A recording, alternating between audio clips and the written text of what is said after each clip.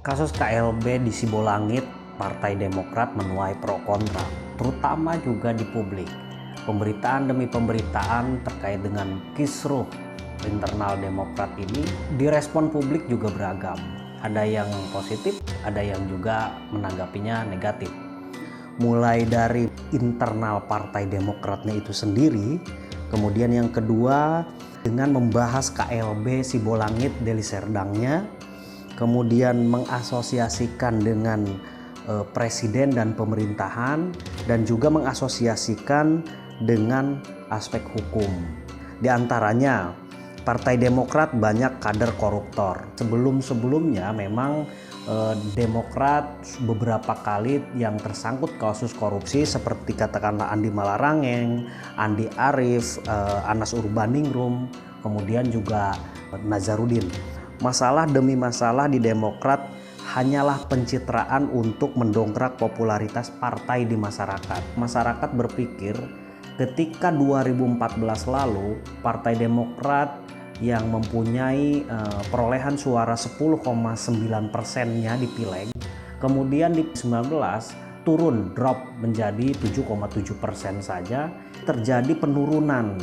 Jika nyimak dari lembaga survei, dari Surnas ke Surnas, Partai Demokrat juga cenderung mempunyai tren menurun. Ini adalah menurut para netizen merupakan strategi di internal Demokrat itu sendiri untuk mendongkrak kembali pengenalan popularitas bagi masyarakat terhadap Partai Demokrat. Kisruh internal Demokrat akan berdampak terhadap citra buruk bagi partai. KLB Demokrat di Sibolangit diisi oleh barisan sakit hati mantan kader Demokrat. KLB Demokrat di Sibolangit Deli Serdang tidak sah karena persyaratan KLB tidak dipenuhi. Menurut ADART Partai Demokrat, syarat dilakukan KLB ada 3 hal. Yang pertama, dihadiri oleh 2/3 DPD, setengahnya dari DPC, dapat persetujuan dari Majelis Tinggi Partai Demokrat, dan yang ketiga memang dalam kondisi normal, ya, tidak dalam keadaan polemik. Latar belakang utama adanya KLB Demokrat di Sibolangit akibat ketidakpuasan manajemen partai karena partai politik dinasti, mahar politik terlalu besar, dan kegagalan AHY dalam memimpin Demokrat. Kemudian dikaitkan dengan presiden dan pemerintah. Presiden Joko Widodo diyakini tidak tahu mengenai pencalonan Muldoko sebagai ketum Demokrat di KLB Deli Serdang.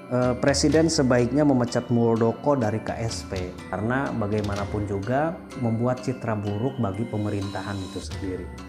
Kemudian dari aspek hukum, hasil KLB di Sibolangit Deli Serdang sangat tergantung pengesahan Kemenkumham.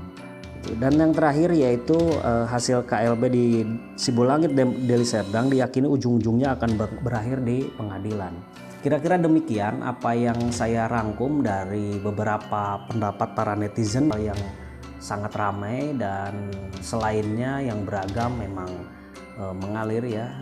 Jawaban-jawaban tersebut masuk di kolom komentar.